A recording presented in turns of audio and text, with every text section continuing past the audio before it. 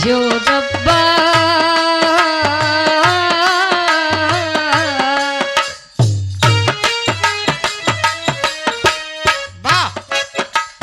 हायो रब्बा दिल जलता है झूठे सभी दिलासे हैं। हायो रब्बा दिल जलता है झूठे सभी दिलासे हैं। प्यार बांटने वाले देखो प्यार के कितने प्यासे हैं। हायो रब्बा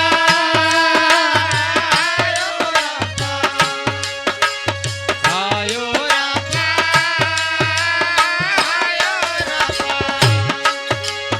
हायो रब्बा दिल जलता है झूठे सभी दिलासे हैं।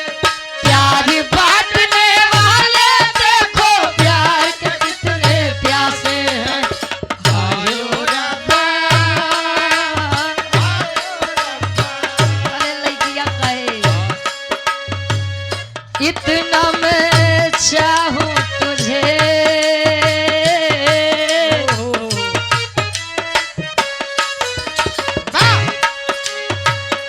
इतना मैं चाहूं तुझे कोई किसी को न चाहे। इतना मैं चाहूं तुझे कोई किसी को न चाहे। इतना मैं चाहूं तुझे कोई किसी को न चाहे।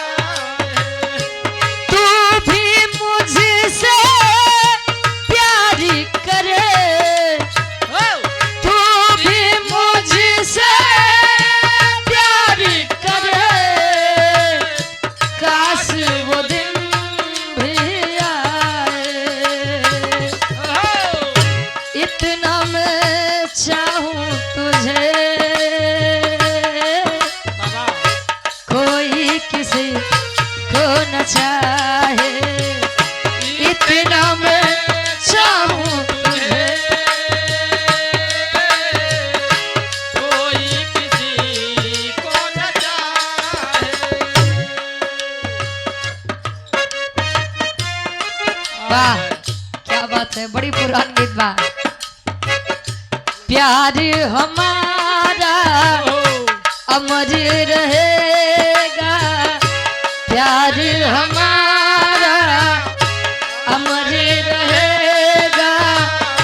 याद करेगा जहां। प्यार हमारा अमर रहेगा। याद करेगा जहां। प्यार हमारा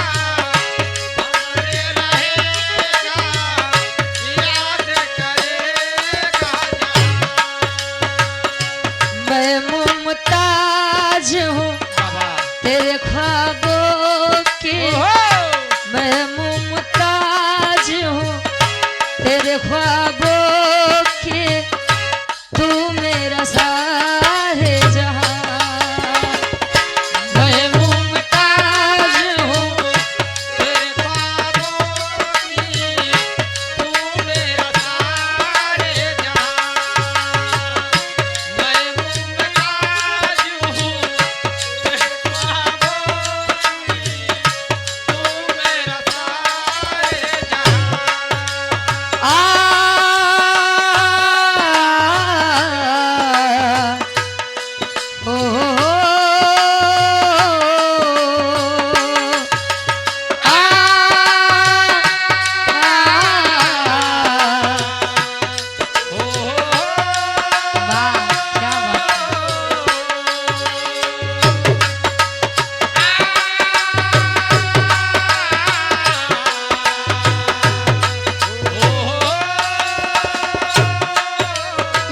खूबसूरती के तारीफ करे बाहर जमाना। कहे चेहरा कमल है बातें गजल है। खुशबू जैसे तू चंचल है। चेहरा कमल है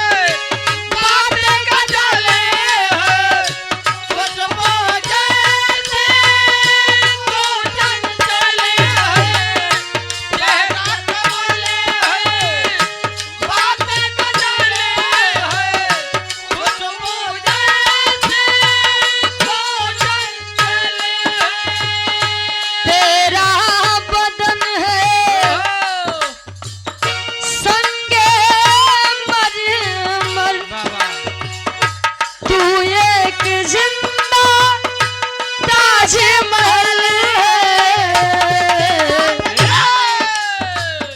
उतरी है तू आसमान से, उतरी है तू आसमान से, तुझे सा जमीन पे कहाँ उतरी है तू आसमान से, तुझे सा जमीन। घंटा बजवा दे। ये बताया होता तो पहले हम महाभारत चालू करे। अच्छा महाभारत ठीक बैठ जा। बारे महाभारत हाँ हाँ बैठ जा। वाह तले के गायक बात छोड़ दे चच्चा बड़ा दुरिया जाएगा। अब कोनो दुल्ही अपने सैया जी से कहे का कहे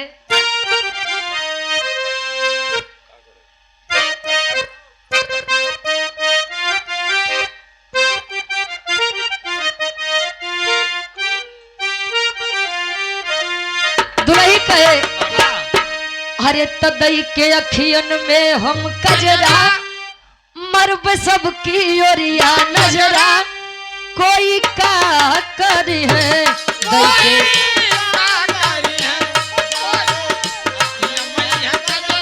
मरब सबकी ओरिया नजरा कोई का करी है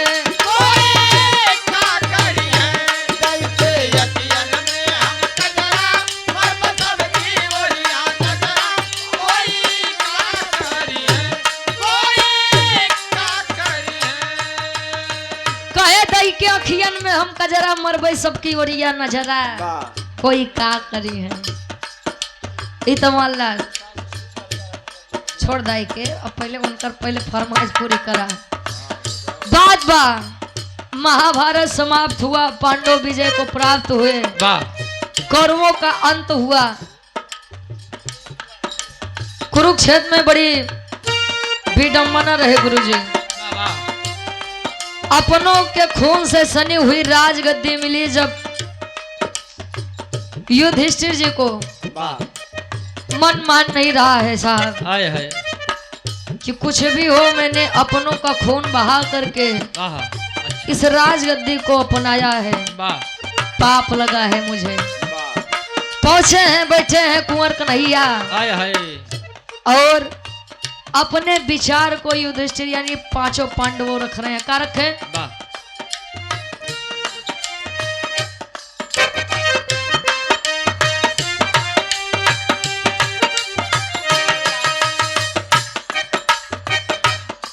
पांडव भोज एक करवाए न्योत प्रजा में तब बटवाए घंटा बांधी दी होले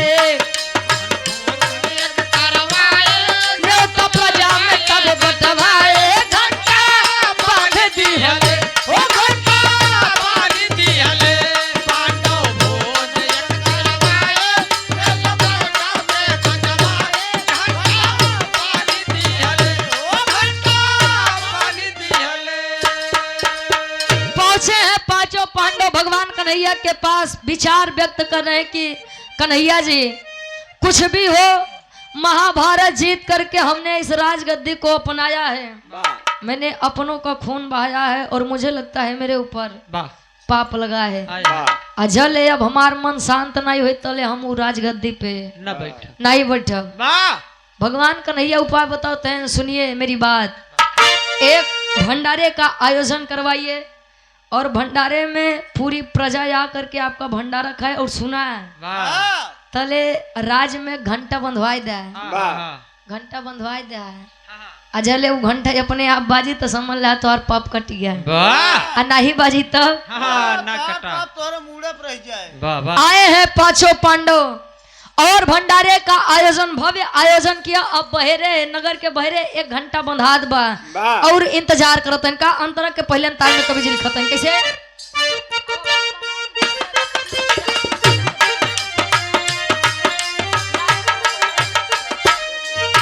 घंटा बांधे द्वार पे देखो बोले कुंवर कन्हाई हो बोले कुंवर कन्हाई।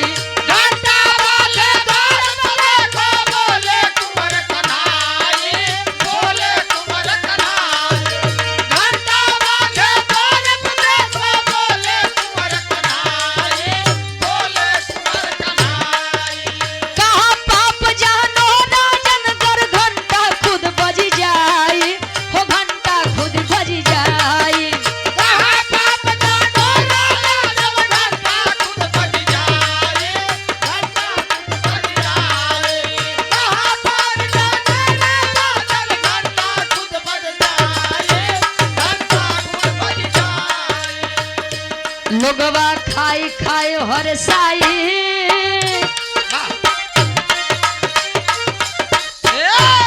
लोगवा खाए खाए हरसाई, धन मिसान की नहीं सुनाई। घंटा बाज दी होले, कहे घंटा बांधे द्वार पे भारी, बोले कुंवर कन्हाई। अच्छा चल दिए। इतनी बात सुन करके नगर में ऐलान करवा दिए कि घर पर भंडारे का आयोजन किया गया है और सारी प्रजा, जितनी प्रजा हमारे क्षेत्र में बा, हमारे राज्य में बा, कुल आई के भंडारा खाई के भंडारे को सफल बनाइए। आइए आप लोग खा जाइए। 2 4 6 दिना 7 दिना भंडारा लगातार चलत बा और सभी प्रजा खा करके आदि होत बा। तले विचार करते हैं, अरे यार हमारे हिसाब से तो प्रजा कुल ने तो खाई ली है, लेकिन घंटा काहे नहीं बजता है। घंटा काहे नहीं बाजे? सच्चाई घंटा काहे नहीं बजता? विचार करत हैं, तले पहुंचत हैं कहा भगवान कन्हैया के लगे और अपन चिंता व्यक्त करत हैं। कैसे?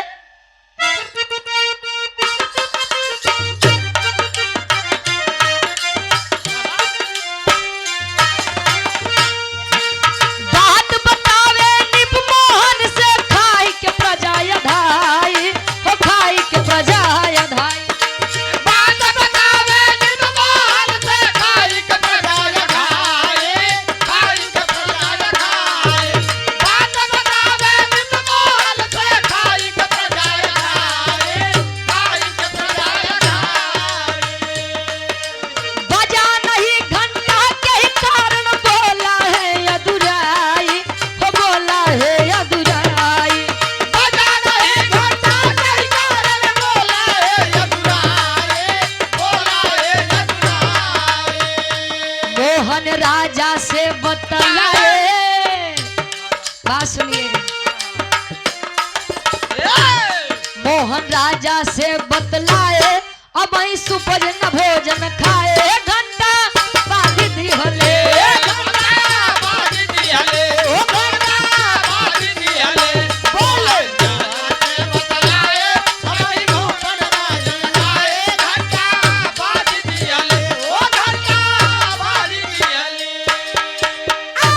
गए हैं पांचों पांडवों भगवान कन्हैया के पास। कहे स्वामी ए नाथ, उजर की सालों कब तक बैठा रहबे? काले खेला करबा। कवन खेला हो? खेला ये कि आप कह रहा कि जले पूरी प्रजा खाई ले तले घंटा अपने आप बाजी। हमार पूरी प्रजा खाई के घाई गए, लेकिन अबे तक घंटा नहीं बजा। काहे नहीं बजा? अरे बजे की बात छोड़ो, हिलबोन की है। क्यों नहीं बजा? मुझे कारण बताइए। कहें कि अच्छा कारण जानना चाहते हैं? हाँ जानना चाहता हूँ। तो सुनिए मेरी बात। बता रहे हैं कि वे काशी के सुपन महाराज भोजन नहीं किए यहाँ, अजले वो भोजन नहीं करी हैं।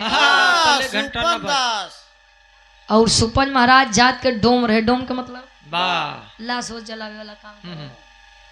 चले हैं भीम। अच्छा भीम के लगे 100 हाथी के बल रहन गुरु जी। अच्छा एक बात बा, जेकरे लगे ज्यादा बल रहा तो करे मोट बुद्धि होत। जौन समझे को सर्वो सर्वा हम ही यही घमंड अच्छे अच्छे के नहीं चलत। यार लोगन के बातें छोड़ा, घमंड है। भीम जी को अपने शक्ति का अपने बल का चल दिए। भैया तू काहे परेशान होता है? सुपज महाराज का तो ऐसे ने कनिया उठाई के लेके आई जा। चले हैं सुपज महाराज के दरवाजे पर आवाज दे रहे हैं, बाबा ए बाबा, ए बाबा निकल भरे बाबा। कहीं कि हाँ बोला बेटा का बात बा? कहीं हमारे घर में तनी भंडारा चलत बा। चला खाई ले। कहीं का समझते है? भिखारी समझे है। अच्छा हमारी तरफ लोग होते कि जब ज्यादा गुस्सियाते तो एक बात बोलते कि का हम तोरे पीछे के क्षमा रही। मतलब ये होता है कि पहले तो आप लोगों ने सबको महत्वपूर्णता दे दी, अब जब कुल हो गया तो हमारे लगे आया है। मतलब कुल खाएंगे तो हमसे पत्ता चटो। सुपज महाराज मना कर दिया, मैं नहीं चलूंगा। भीम जी कहें कि चलबा सही सही कि नहीं चलबा? कहीं नहीं चलब। कहीं देखा थे बाजू में कितना दम्बा। कहें कि नहीं प्रेम से नहीं चलबा तो जबरी चलबा, जबरदस्ती उठाई के लेके चलब। सुपज महाराज कहें इंसान मोट बुद्धि के दिखात बा। बुद्धि बैल भैंसा सुर बा। अब उठाई लई, अब पता ला कहूँ रास्ते में गिराई दी तब बुढ़ऊ ससुर के हड्डी वड्डी बची नहीं। कहीं बेटा एक काम करूँ, कोने में हमारा तनी लठिया बा, हाँ उठा जाओ। तनी ले आवा। गए हैं भीम जी उठाने के लिए, नहीं उठा बा तो घमंड टूटा है कि अरे यार वाह वाह मुझे तो बेवजह ही घमंड था। वाह जले हम एक ही मामूली लाठी नहीं उठा पाते थे और का उठाऊ। वाह। आए हैं युधिष्ठिर जी के पास, बोले क्या हुआ भाई, बोलो। बताए कि भीम जी भैया सुपन महाराज नहीं है। किस लिए नहीं है? उन्होंने कहा कि जले युधिष्ठिर महाराज नहीं है तले हम नहीं आऊ। लगातार भंडारे का आयोजन हुआ, सभी खा लिए तो आ जाए हमको पूछने, कदापि नहीं चल सकता। तो युधिष्ठिर जी कहें तू ऐसे नहीं बनवे, कोनो चीज होते कि प्रेम से किया जाता है। हमारी गलती है कि हमने निमंत्रण नहीं भेजा, तो तू जाए के लगवा आपन दम दिखावे। बुद्धि मोट मनाई। चले हैं युधिष्ठिर जी प्रेम से। अच्छा एक बात है, जो बातें प्रेम से हो जाएंगी शायद है बल पूर्वक नहीं होगा। तो कुछ जने होते कि अपने बले के घमंडे बड़ा कूदत हैं गुरुजी, ऐसा कूदी है, ऐसा कूदी है। फोल नहीं मुंह मत थोड़ा उनके। ए भैया अच्छा चले हैं युधिष्ठिर जी मनाने के लिए, स्वामी चलिए। युधिष्ठिर जी की बात सुनकर अच्छा सुपन महाराज मान तो गए, लेकिन एक कंडीशन, एक शर्त है। कौन सी शर्त? कहें जितना भोजन इस 7 दिन के भंडारा में चला रहा है, कुल भोजन हम एक के साथे खाब। कुल भोजन एक के साथे कैसे खाबा महाराज? कहें कि हमार बात बा, हम खाब कि ना खाब वो हमार बात बा, लेकिन उतना भोजन हमें चाहिए। और सुनिए वह भोजन बने किसके हाथों से? कबीर जी आगे लिखते हैं,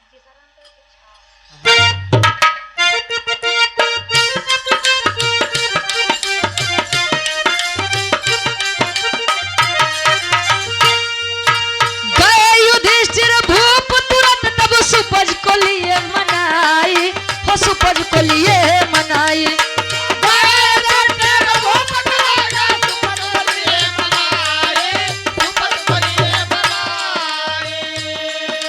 छप्पन व्यंजन खिला तब राजा से कह रहे हैं कि देखिए 56 प्रकार का व्यंजन चाहिए, और 56 प्रकार का व्यंजन मुझे द्रौपदी जी के हाथों से बना चाहिए।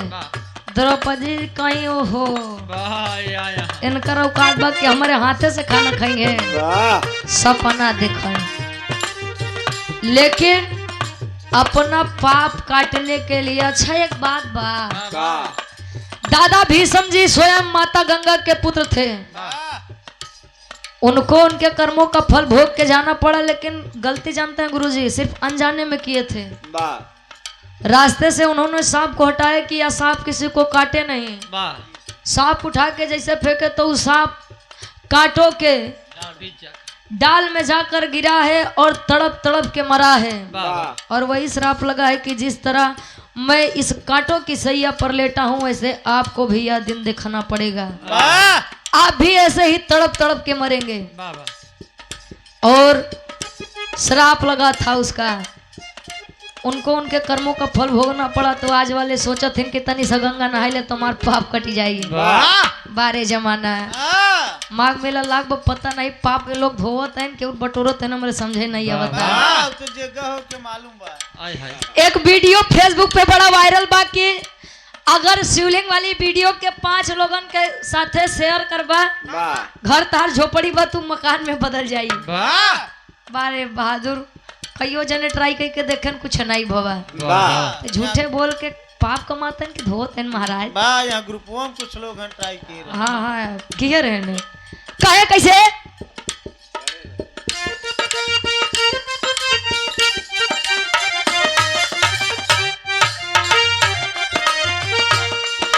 छप्पन व्यंजन खिला के राजा रानी से बनवाई, हो रानी से बनवाई।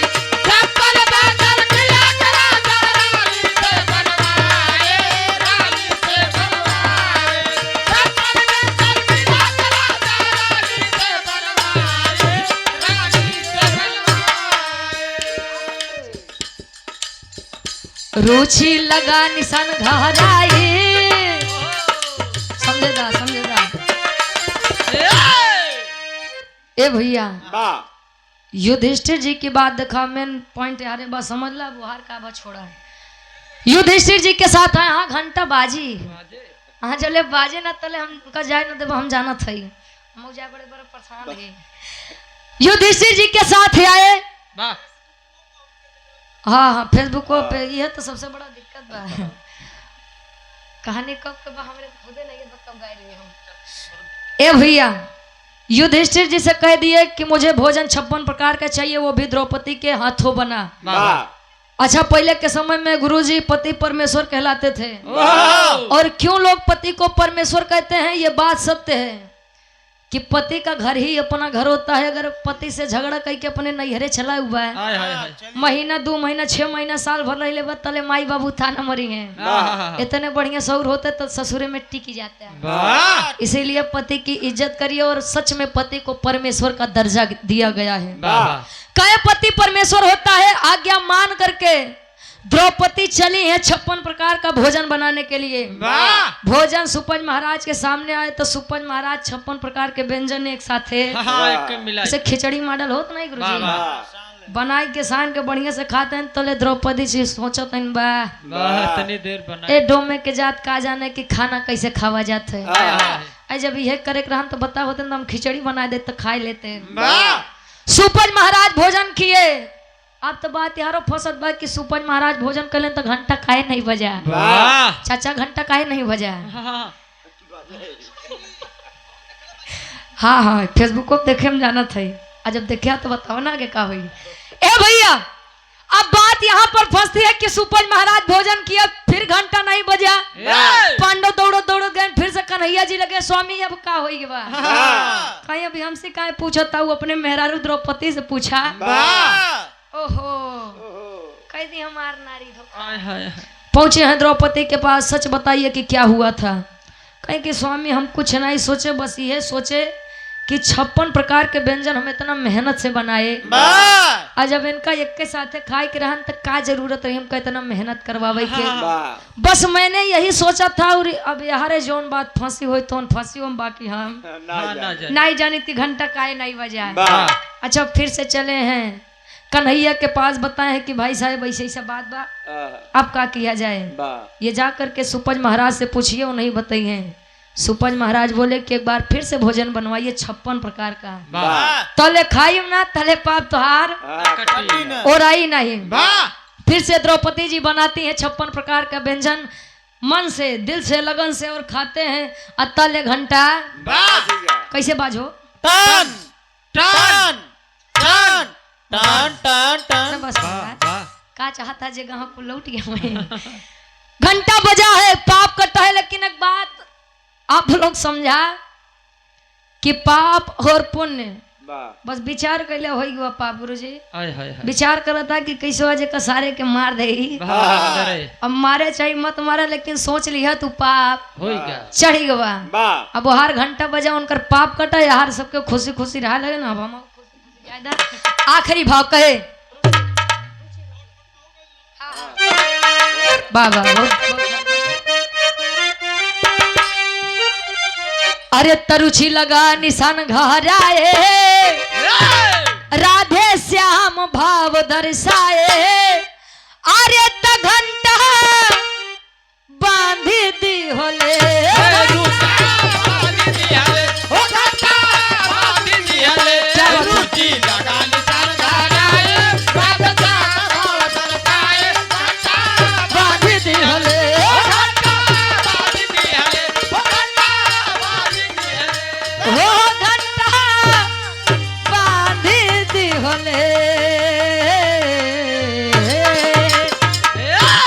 चलते एक लाइन क्या बात है बा। आप सब बदे, आपो बदे, हमारो लोग बदे। ये समय है, समय जब बीत जाए तो आता नहीं है। कहे अरे तो सब दिन रही ना समैया, तो सब दिन रही ना समैया सब